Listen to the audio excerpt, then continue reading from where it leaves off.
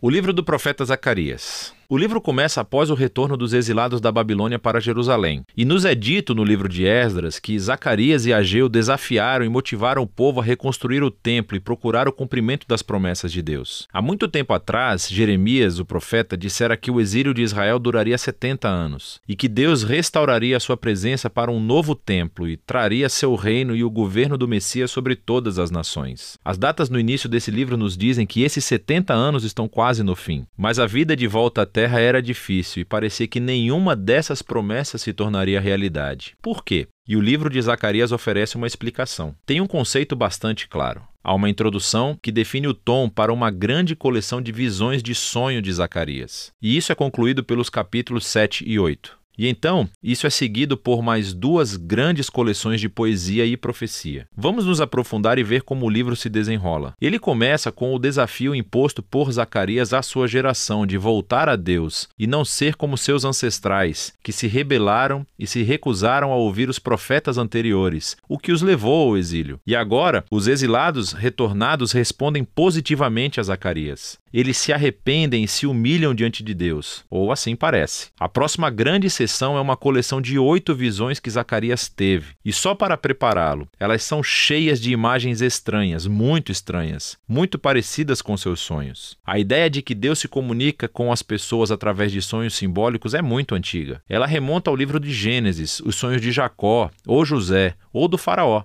Estes deram significado aos eventos atuais da época, mas também abriram uma janela para o futuro. E assim, Zacarias tem os seus próprios sonhos. E eles foram organizados nesse conceito simétrico muito legal. A primeira e a última visão são acerca de 4 cavaleiros. Eles são como guardas, patrulhando o mundo em nome de Deus. E é uma representação da vigilância atenta de Deus sobre as nações. O relatório é que o mundo está em paz. E, na época de Zacarias, isso se refere a como Deus levantou a Pérsia para conquistar a Babilônia e trazer paz. E então a questão surge agora. Os 70 anos do exílio de Israel estão quase no fim. Agora é a hora do reino messiânico em Jerusalém? E Deus responde dizendo que ele está determinado a cumprir essas promessas. Mas ele deixa essa questão do tempo sem resposta. A segunda e a sétima visões estão emparelhadas porque ambas são reflexões sobre o pecado passado de Israel que levou ao exílio. Então, a segunda visão é sobre esses chifres que simbolizam as nações que atacaram e depois dispersaram Israel, Assíria e Babilônia. Mas então esses chifres ou impérios estão espalhados por um grupo de ferreiros, uma imagem para a Pérsia. O sétimo sonho é sobre uma mulher em uma cesta, e nos dizem que ela é o símbolo dos séculos de rebelião da aliança de Israel. E então, essa mulher é levada para a Babilônia por outras mulheres que carregam a cesta voando com asas de cegonha. Isso é tão estranho. A terceira e a sexta visões estão emparelhadas, pois ambas são sobre a reconstrução de uma nova Jerusalém. Então um bom homem está medindo a cidade. É uma imagem da promessa de Deus de que Jerusalém será reconstruída e se tornará um farol para as nações, que se unirão ao povo de Deus em adoração. E então o sexto sonho é sobre um pergaminho que voa e volta da Nova Jerusalém, punindo ladrões e mentirosos. A ideia é que a Nova Jerusalém é um lugar que é purificado do pecado pelas Escrituras. A quarta e a quinta visões estão no centro dessa coleção, e elas são sobre os 2 líderes principais dentre os exilados retornados, Josué, o sumo sacerdote, e depois Zorobabel, o descendente real de Davi. Então, Josué estava simbolicamente usando o pecado de Israel na forma dessas roupas sujas, mas então elas são retiradas e ele ganha roupas novas e um novo turbante, um símbolo da graça e do perdão de Deus. E então um anjo diz a Josué que, se ele permanecer fiel a Deus, ele guiará o seu povo,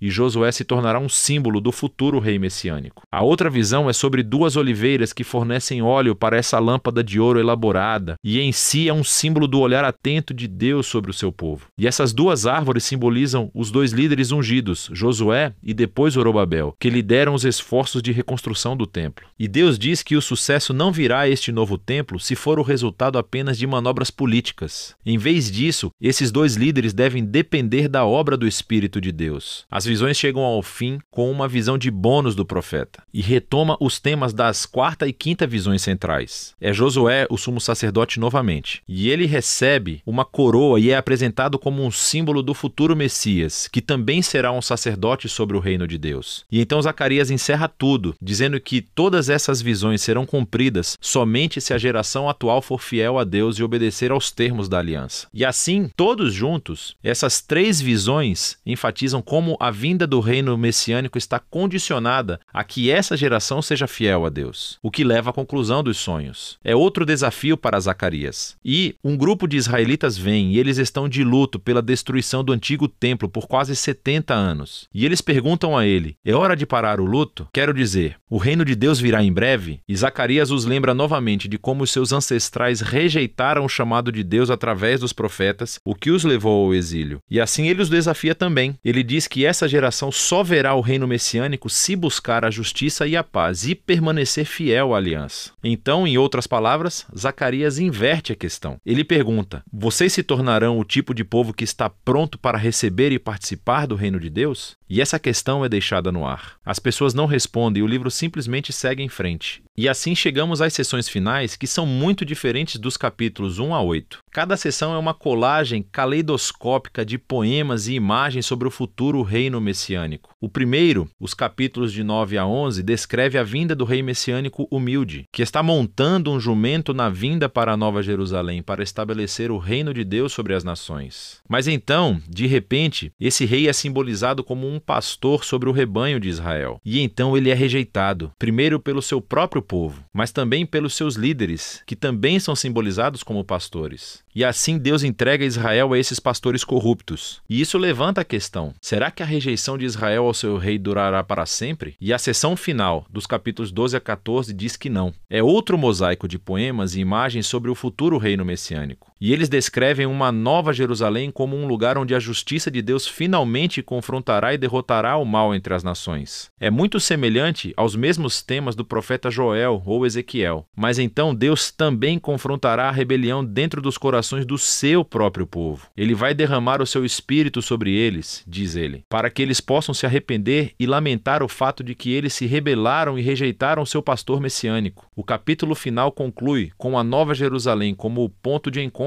para todas as nações. E então essa cidade se torna um novo jardim do Éden. E há um rio de água viva fluindo do templo, trazendo cura para toda a criação. E é assim que o livro termina. E assim Zacarias apenas deixa você refletir sobre a conexão entre os capítulos de 1 a 8 e de 9 a 14. E o objetivo parece ser que esse futuro reino messiânico da segunda metade do livro só virá quando o povo de Deus for fiel à aliança, o objetivo da primeira metade. Ler o livro de Zacarias é uma viagem emocionante. Essas visões e poemas estão cheios de imagens surpreendentes e não seguem um fluxo linear de pensamento. E isso é parte do objetivo. É como a história e as nossas vidas. Nem sempre se encaixam em padrões puros e ordenados. Mas os profetas nos oferecem vislumbres da mão de Deus no trabalho, guiando a história em direção aos seus próprios propósitos. E por fim, Zacarias nos convida a olhar para o caos e esperar a vinda do reino de Deus, que deve motivar a fidelidade no presente. E é disso que se trata o livro de Zacarias.